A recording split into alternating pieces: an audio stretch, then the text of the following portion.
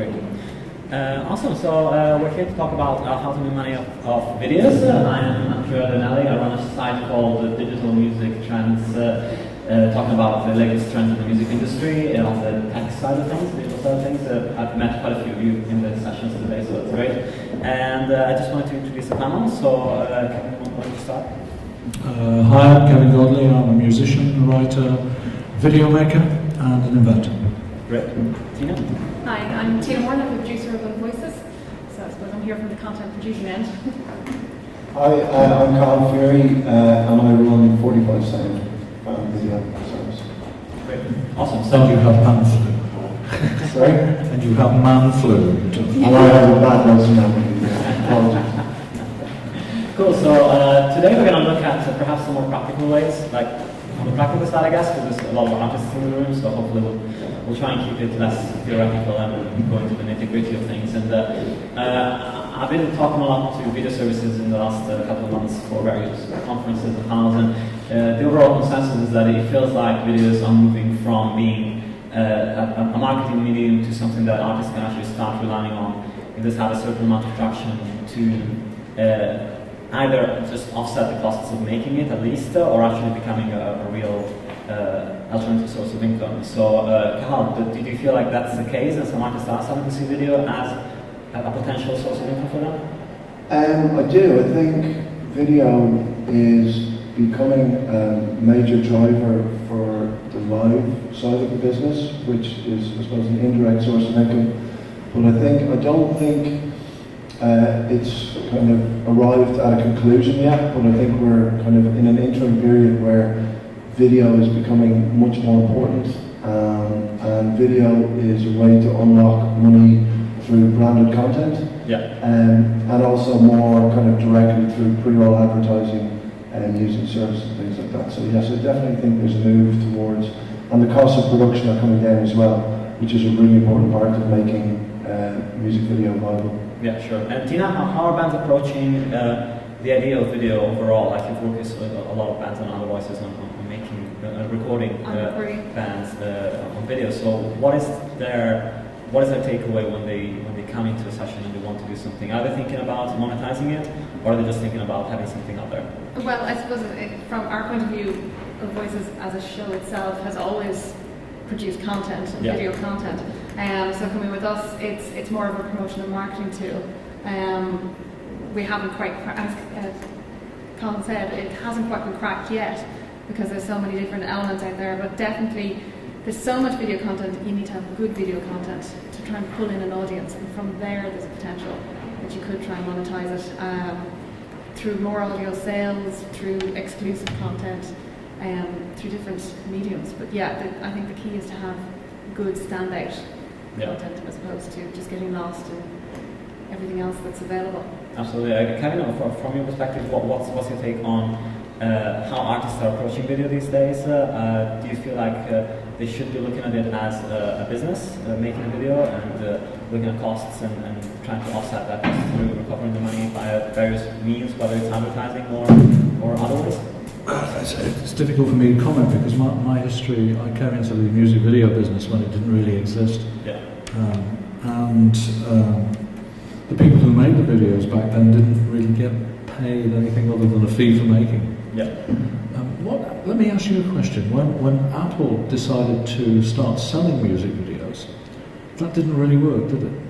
No, exactly. I mean, I worked in digital distribution as well at Universal for a while, and we were distributing videos back then, and they sold, but it was just it was that weird transition point where YouTube wasn't quite huge yet, but people were still wanting to consume videos. So I think at that point they could still sell them because connectivity wasn't quite as good on mobile devices as well. Maybe like if you're talking about 4 or 5 years ago, people couldn't quite access YouTube so easily on their phones, and so like actually getting hold of music video as a thing was more appropriate. I don't know if now anybody actually downloads music videos as a... Probably don't. I mean, I think probably over the years people have got used to being able to see videos for free anyway because MTV existed on that premise. Now they're all over YouTube and you can see them for free. it might be useful to define the word or term music video? Yeah, sure. Well, that's from my perspective for this one. I think it's any video content that is band related or features the band in some way or form that is monetizable, because we're talking about making money. So I guess in that sense, I think it brings up a good question. A question of I think the key question when you're making videos is a question of ownership, exploitation, and who's making money off the videos that you have on the platform. So, Cathal, from your perspective, when you with 45 Sound deal with a band, so how does that work in terms of trying to figure out when there's a label involved, for example, what's going to happen to the video, who owns the video when it's finished, how it's being monetized, and all that, huge pile of questions that come up every time there's a conversation around content on that level. Yeah, cool. Well, for anyone who doesn't know, what we do with 45 Sound is we're able to match up all the fan videos of a live show automatically with professionally recorded live audio. So fans are going to video your shows anyway. This way you're able to kind of produce basically broadcast quality content by asking the fans to help you film one song from a show, match it all up, and then edit broadcast quality video from it. And it's interesting, so when we work with Irish acts, massive fan and believer in Irish music, so we've used Ireland as a test bed. We've never charged any Irish acts anything to use our technology, and I'd like to think that already we've captured some really amazing performances. No credit to our technology other than it simply enabled someone to capture an incredible live music performance. When we work with major labels, we're really a technology provider. So they pay to use our service. It's interesting because it's kind of unlocking a lot of the rights that labels have, because when a band is signed to a label, usually all the live performance, any recorded content made by the band, the label has rights over. So by partnering with the label, they're able to do something cool for the fans and drive more interest in the live performance, and also produce broadcast quality video. So, Vivo did their album launch and used our technology to put it up there. But it's interesting because I think where we're really going with this is, the industry is almost dealing with a strange situation where the interest in music is growing. People have more variety of music and more music on their phones and computers and at home than I think ever before. Particularly working a bit in the technology scene, the interest in music is phenomenal, and people are so into their music, their headphones, going to shows, getting involved. Even at South by Southwest, it's a good example of where business and music come together. And I think it's about unlocking the money that consumer brands can bring to the table. And that's where it gets really interesting. Even just hearing some of the previous panel discussion about what Guinness do around Arthur's Day. We're talking to Red Bull at the moment about using our technology. You're talking about what American Express are doing with their own stage series.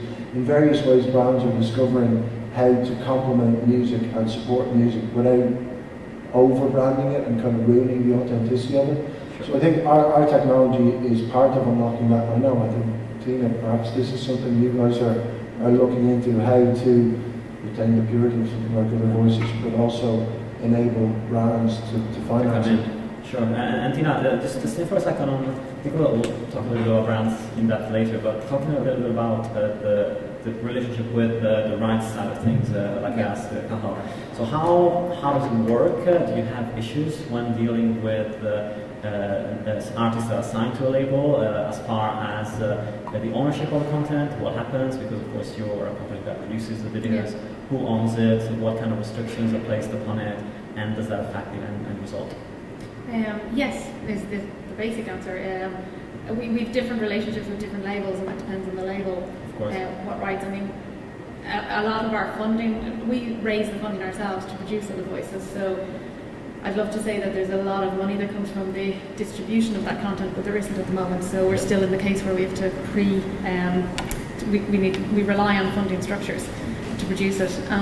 So our basic thing would be we would like to get as much rights as possible so we can promote that content worldwide, but there are restrictions with the record labels, and what that means is we often, the way we edit the shows, is dependent on the clearances that we have. And a lot of the issues are around online content. Yeah. Some of the record labels still haven't got their head around how they should. What a surprise. What a surprise. So, and their innate feeling is just hold everything back, don't allow anything, just in case, just until we figure out what's going on, let's not give away any rights. Oh, which is problematic, of course, because it Which is holds- problematic because the whole content on television, on standard television now, is not the main focus. And most people here in this room, I'm sure, don't watch standard television. They take content online from various different sources. So it becomes difficult then for us to make sure that content is seen as much as possible when there are those restrictions in place. So we're still in that, we're in negotiation still. Yeah. And it's going to be a long process, I think. Absolutely, and it's online, so it's always difficult also with territoriality, for example, like Yeah. it's quite a lot of restrictions based upon that if they want you to concentrate on the Irish market and they want the content. to be- Exactly, but I mean, there's geo-blocking. You can restrict that. Yeah. It's more when it goes online. How many people can see it? Can it be downloaded? Can it be copied? Yeah. So a lot of the bigger labels seem to just want to hold everything in house, Yeah, as sure. opposed to allow it to be free for all. And then, as Kevin mentioned, I mean, there is still a lot of people do still expect to see content for free. So making money out of content is still difficult because it's all been available for free for so many years. Yeah. So you can't suddenly turn around and say, no, you can't watch it without paying for it. Absolutely. And Kevin, you've got a lot of experience with labels, and so how do you feel that their approach might be going forward towards working with organizations that are producing and putting a lot of effort in curating the way that they produce shows and create videos for online, and how do they balance wanting that exposure with being super scared of giving away any rights of the rights? They are changing. They are aware. I suppose it depends on the people. Yeah. Every record company is different, but my experience has been over the last year or so that they are changing. They are becoming very aware that they have to change. And the project I'm currently working on, we've had some dealing with some record companies, and they've been very open to what we're doing, because they feel that perhaps what they're doing isn't enough in the current climate, and they're actively looking for new ways to promote their artists and allow their artists to be seen and heard in new ways. So it is gradually opening up, but I agree that record companies as a beast in general are a little bit cautious if they don't understand, and I think it's part of our job to make them understand that we're not necessarily trying to overthrow what they're doing. We're just trying to provide different opportunities in this new world that we inhabit. Yeah, sure.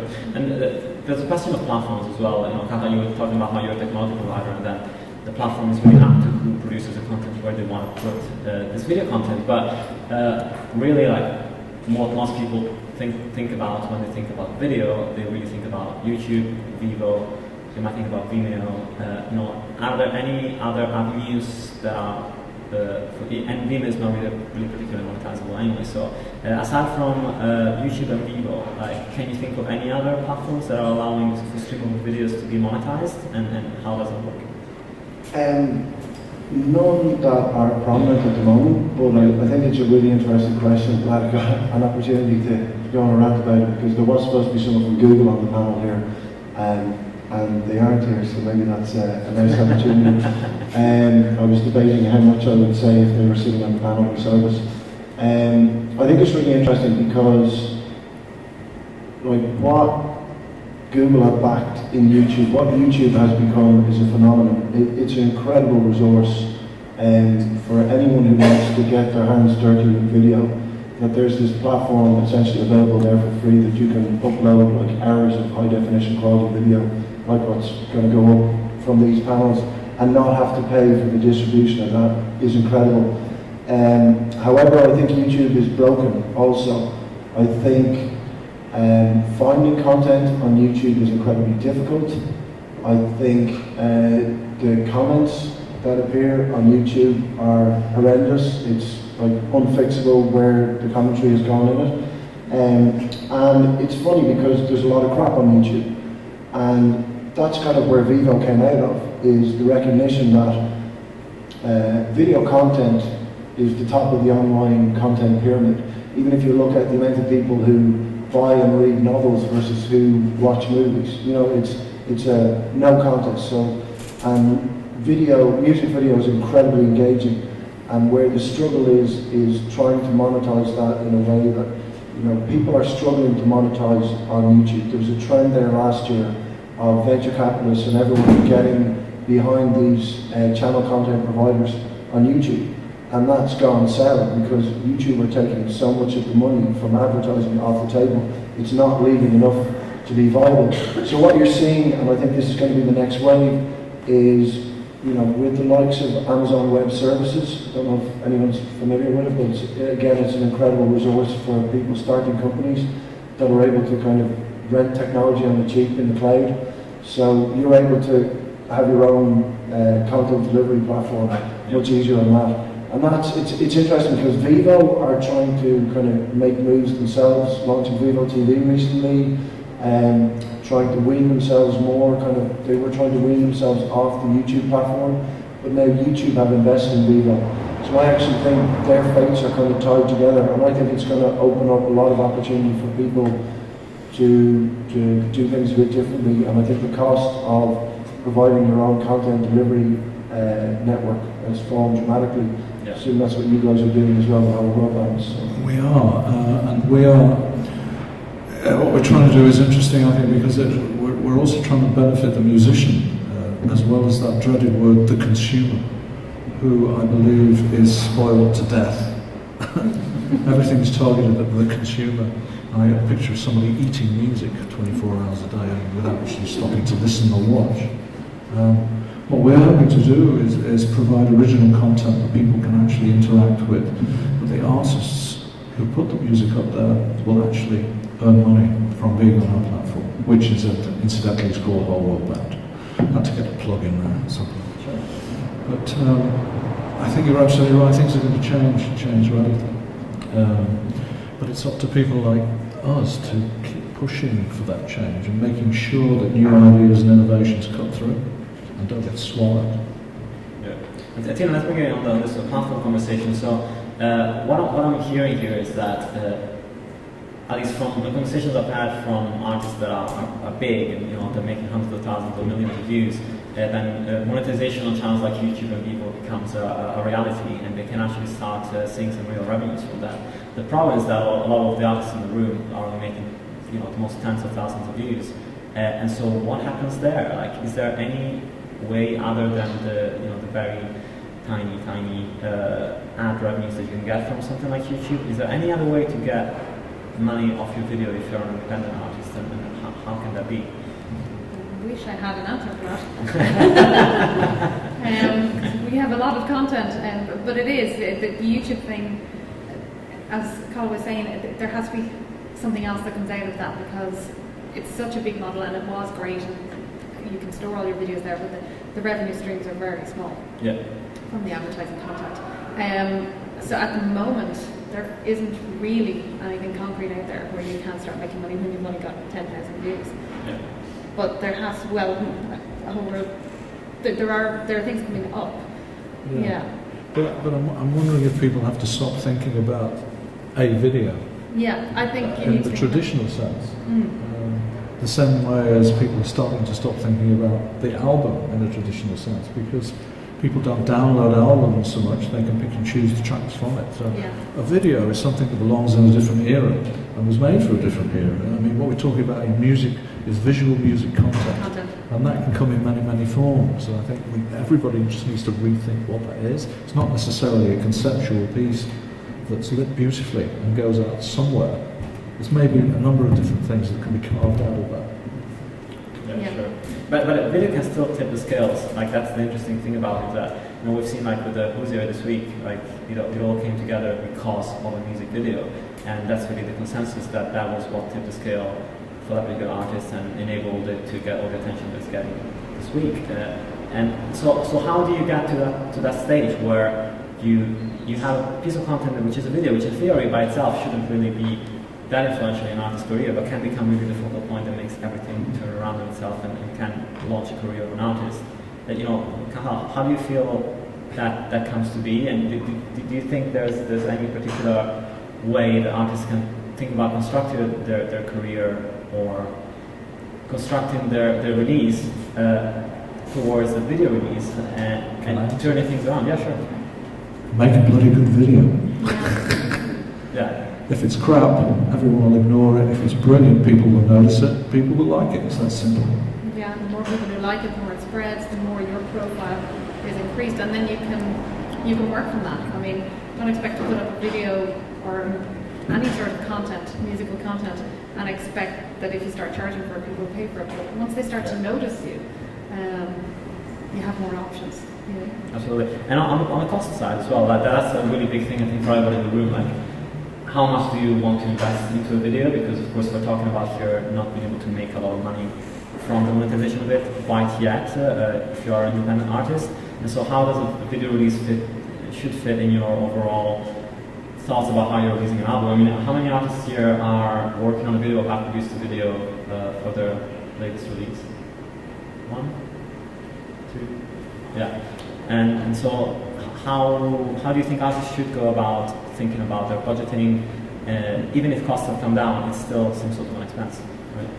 I think it's really interesting because just like you pointed out there, Jose was talking to Niall from the record label just before the gig on Thursday, and you know he was talking about his very ambitious treatment, and they looked at it and thought, you know, that if we nail this, it'll be really good, but it's going to be hard to do. It has to be well acted, it has to be put together properly. But I think it's similar to developing your music. You know, you get out of it what you put into it.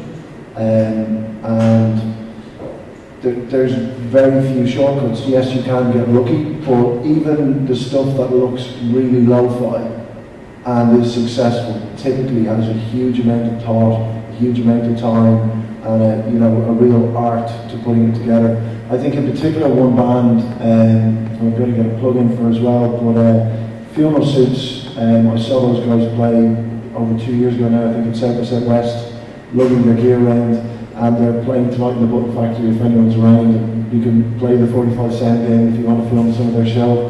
They're brilliant live. But those guys put a huge amount of work into their videos, and not only individual videos, but they kind of had an aesthetic and a look that worked across a series of videos they did.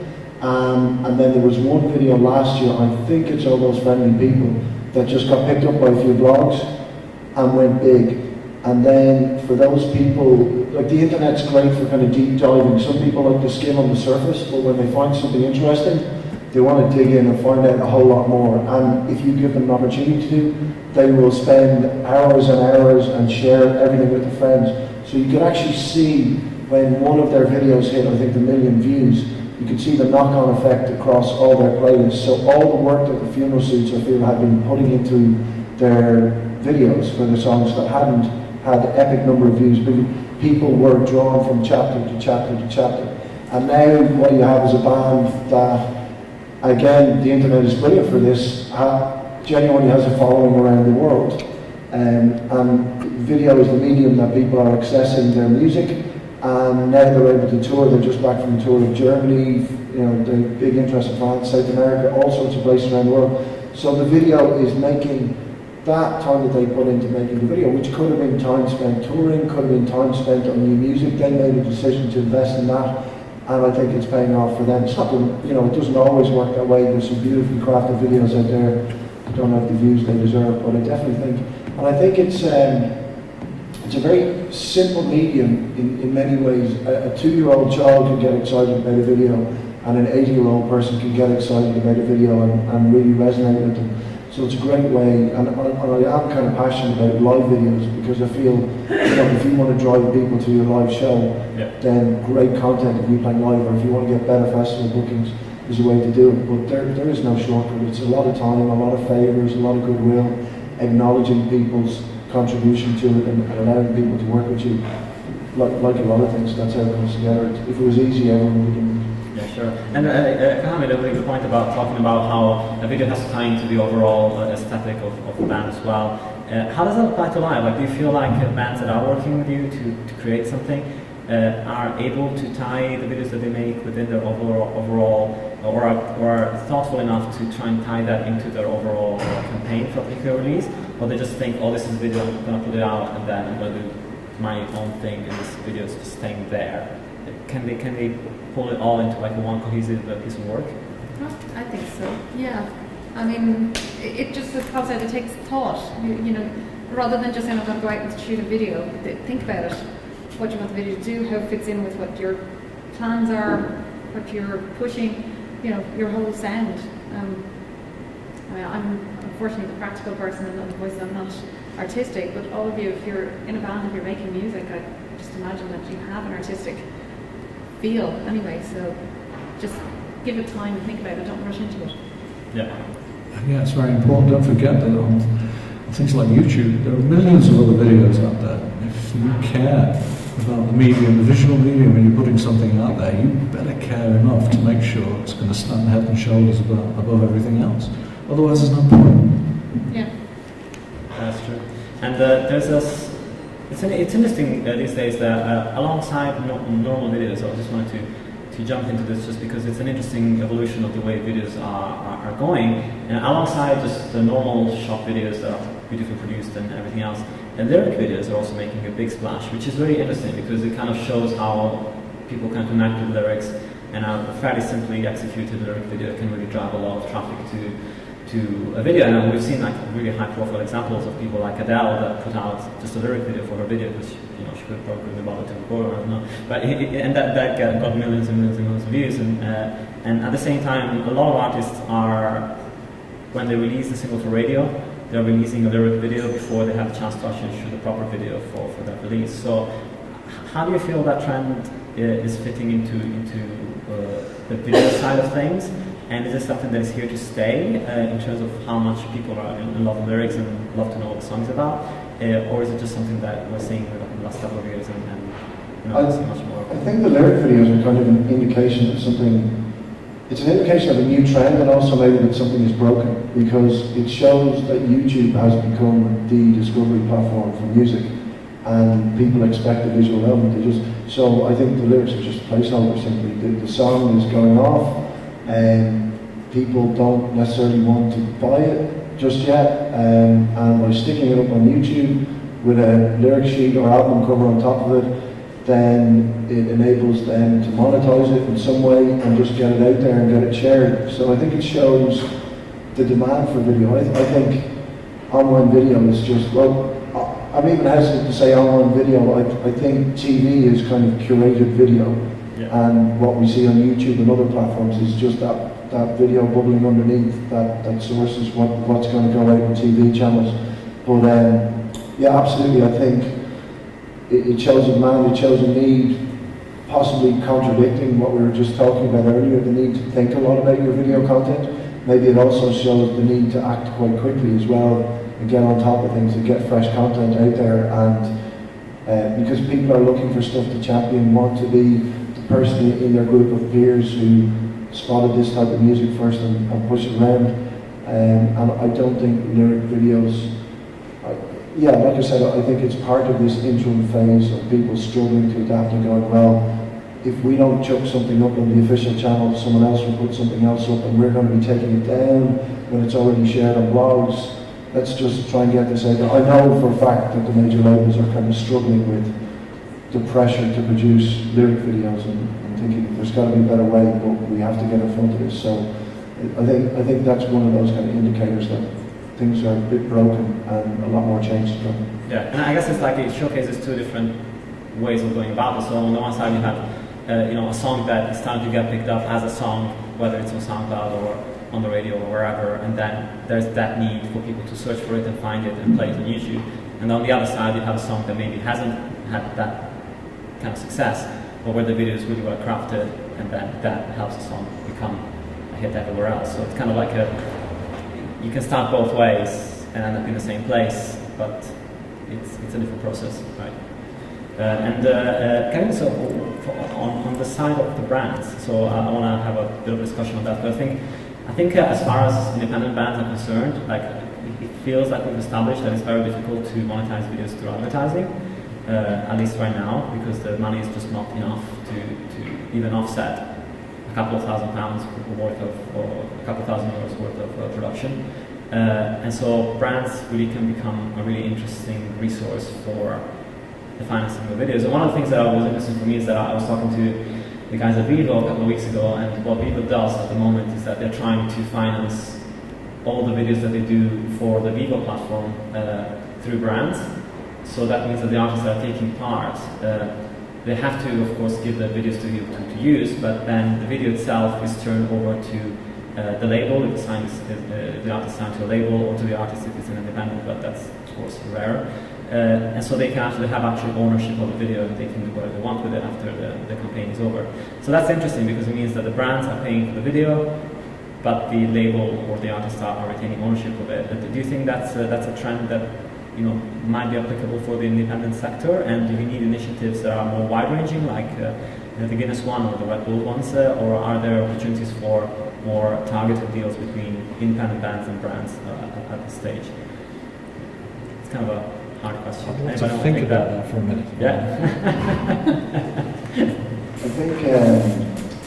I think it's all about like different companies coming from different directions are trying to figure out how to put this triangle of bands, brands and fans together in such a way that works for everyone.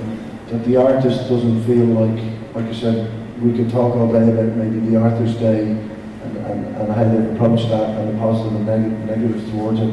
Like I said, I've seen other examples like American Express on stage where I think the branding is a lot more subtle, and I think, how would you say, the people in American Express perhaps, and I'm no kind of connection to them, I'm not saying it's the best thing since sliced bread or anything, but I think they appreciate that where the brand comes in has to be a bit more subtle and has to be seen by the fans as, oh, this is a cool live stream or video content that has been facilitated by brand X, rather than this is a massive corporate day for brand Y and there happens to be some artist featured on it.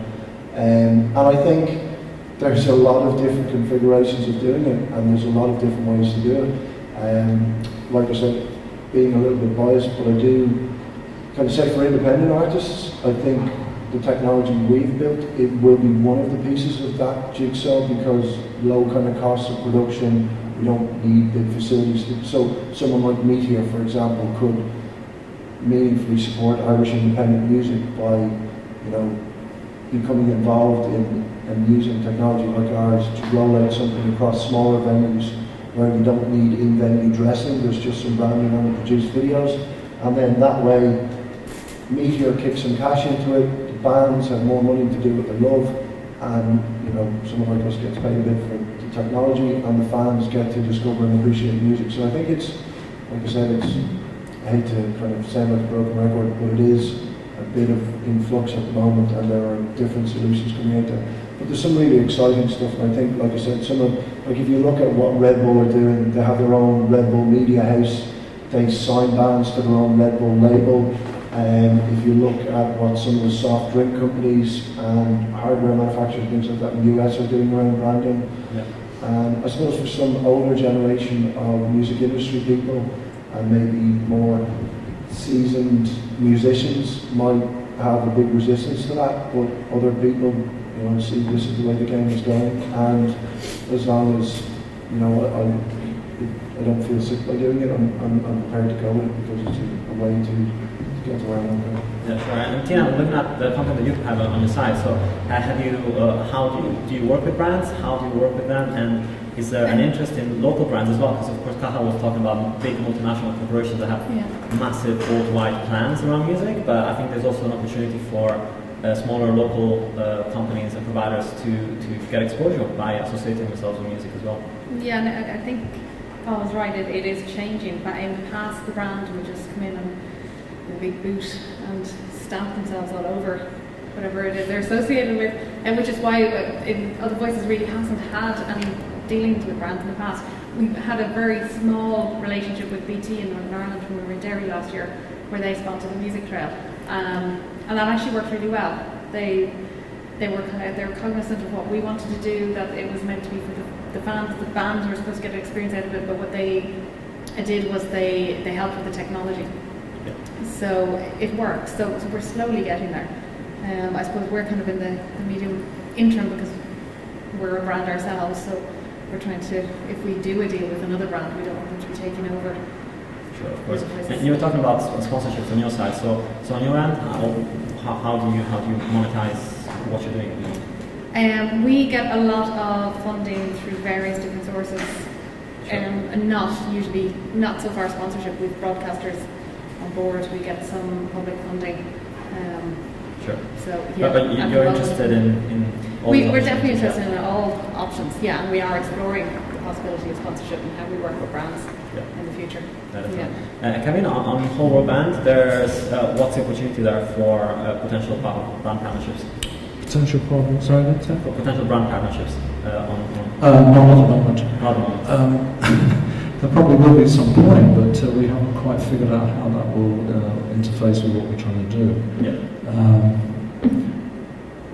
I mean, I appreciate the brand and band situation. I think it's an inevitable result of where we are at the moment because people need to earn some money. I just think they have to be careful who they go with. They have to choose their brands carefully. That the brand reflects who they are and doesn't interfere with who they are. Absolutely, I think that's absolutely true. I mean, like Tina, and you talk about how you're a brand yourself as other voices, and you know, I have a brand as well as Digital Music Trends, and my site works on sponsorships as well. And it's not an artist-based site, but it's still a brand, and I think artists in a way should see themselves as their own sort of brand, and so who they associate themselves with also influences, you know, the level of the brand and of their name. So that's also a conundrum there of seeing who really fits the bill in terms of. Yeah, you need the right fit. Yeah, absolutely. And brands are doing the best, you know, they're doing a lot to try and look as if they are the right fit for a lot of brands, but it doesn't always turn out to be the case. I mean, we were talking about, this morning we were talking about yesterday maybe, we were talking about multi-year commitments, and there's some brands that get involved in music maybe for a year's worth of marketing, and then they stop the whole thing and it becomes like a bit of a pointless exercise. Whilst, you know, the brands that you mentioned, and also Converse, for example, they've had a multi-year commitment to music, and that makes the whole thing a little bit more credible and a little bit more authentic on the front as well. I think there's a couple of things on that. I think first of all, like, the good news is that consumer brands are queuing up to get involved in music, particularly the live space, but music overall. And the reason for that is because of the power of music. That, you know, it's proven. I don't want to go down the road of marketing speak, but people talk about this kind of heightened experience engagement. I'd say probably Other Voices is the ultimate example of that. You know, there's something really special around music that puts people in a certain emotional state that they're quite susceptible to brand messaging. That's maybe making it sound a little bit dark, but the good news is that you have all these consumer brands that want to do something in live, not just live music, but they want to do music initiatives because they work out really well, and it's a worthy investment. So for some artists, they might just take a choice. That's not a path I'm going down at all, but I think it's healthy that there is that option there for people to work with brands and help use it as a stepping stone to get where they want to go. Or in the ideal situation, I mean, you know, plenty of musicians have endorsements. They're also brands as well, but that doesn't feel the same because your kind of motivations and goals are closely aligned with what is just a sponsor brand ultimately. So I think it's a question. One thing I see across a lot of kind of subjects is people confuse companies with some kind of robot or something. Ultimately, there's a bunch of faces behind the brand, and if you find someone in there who you think appreciates your music and believes in it, then it can be a really great mutual partnership. And that's where I think stuff becomes multi-year and becomes sustainable. You just find a champion inside a brand that you're like, I don't know if that was the case with BT, for example, but you know, sometimes you meet with a brand around something and you get straight away the vibe of these guys don't care anything about the music. They're just looking to spend their budget on something someone suggested to them that they should maybe throw their hat in the ring here. This is going to be a disaster. And then you have another conversation with someone, you're like, this is a genuine music fan. They get it, they're not trying to take over the whole thing. This could actually be a great way to work together with them. So I think it's about finding those partnerships and being very much open to them and not confusing, sponsorship with necessarily Starbucks or Guinness, but that there are different brands and different ways that you can bring extra money to the table. But I do think it's great that the shrinking pie of recorded music sales is like there is a replacement there potentially. It's just a way of fitting the pieces together that doesn't compromise your integrity. Absolutely, and I think in a way, like for a quick takeaway before we jump into a few questions, it feels like the question how do you make money off videos is almost in a way the wrong question to ask. The question is how does making video fit into your overall strategy as a musician, and how does making that video enable you to make or help you make money off the music, whether it's through the video itself or whether the video is just a medium for you to monetize your music in a better way. So I'm not sure whether we answered the question how do you make money off your videos today. It's more a question of how does your overall plan for what you're going to do in this next 6 to 12 months as a band involve videos, and how are videos going to help you get to your endpoint of where you want to get to. Does that sound like something that makes sense to you guys? Yeah. I think it's very important. I mean, we're all talking about videos. But if you're not visual, if you're not into visuals, if you're just into audio, don't make one. There's no point.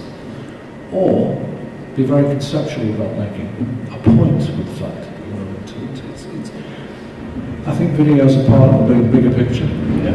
I don't have a problem with anything we've been talking about in terms of commercialising with the brands, because selling music and selling the music and pictures, we're all essentially involved in commercial art, not just art.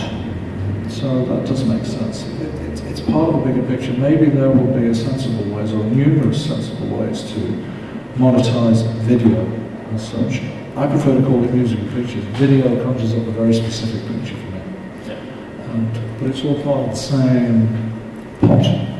Yeah. And I would imagine, like, on your front, big labels will come to you as part of their overall campaign for a particular release, and they will incorporate what you're doing within that. So that sort of goes to the point of using video as a medium as well within a campaign, right? Yeah, using video is a really powerful medium, having a strategy towards it. For major label artists, as part of their campaign to try and sell more of the music, around an album launch or around the beginning of a tour, they want to use our technology. Hey, if you don't do a really engaging live show, then our technology won't make you look brilliant. If you're a band who perhaps the recorded stuff doesn't really capture the energy of your live show, and you're underrated live and you do a great live show, then our technology will make you look great. I definitely think it's part of, like, even the previous panel again, I thought maybe the most passionate part of the discussion was when it moved on to Kickstarter and crowdfunding and things like that, and people felt a real sense of identity with that, because it's directly connecting an artist with their fan base and the power of that. And most really good Kickstarter campaigns I've seen have had a video element to them, that someone's put up a great video that helps to tell the story of what's going on. And I also think, just on the Kickstarter point, that I think there is the potential.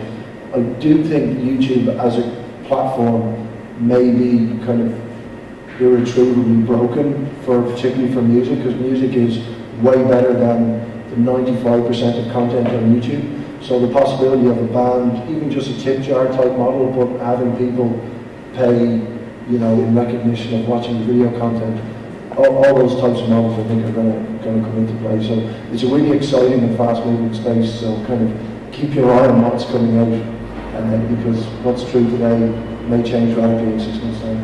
And the last word, from your perspective, how are the bands that are coming to you to record videos interfacing that production with what they're doing at the time? And is it always tied to a release, or can it happen independently as well? Sorry, say that. Is it always tied to a release, or is it? No, well, not necessarily always tied to a release, because I suppose we have our own schedules in terms of our tie-in with broadcasters, and we do try and work that around the band's release. But I think the main thing is, okay, if you end up on a show like Other Voice or any other show and you've got that content, it's coming up, that's something that's there, there's the 45 sound, a really good live show, there's so many different options out there now, and that you don't have to spend $400 important, but just think about it. Know what your plan is, where you're going. As Paul said, there's no point in shooting a live video if it's not going to show you at your best. So just, I think, plan and keep an eye and don't just react to what's there. That's great. Awesome. I don't know if we have time for a question. Angela, do you have time for a question? We don't have time, I'm afraid. Okay, cool. If you have any questions, we're here, so you can just come and ask us anything. So that's great. Thank you.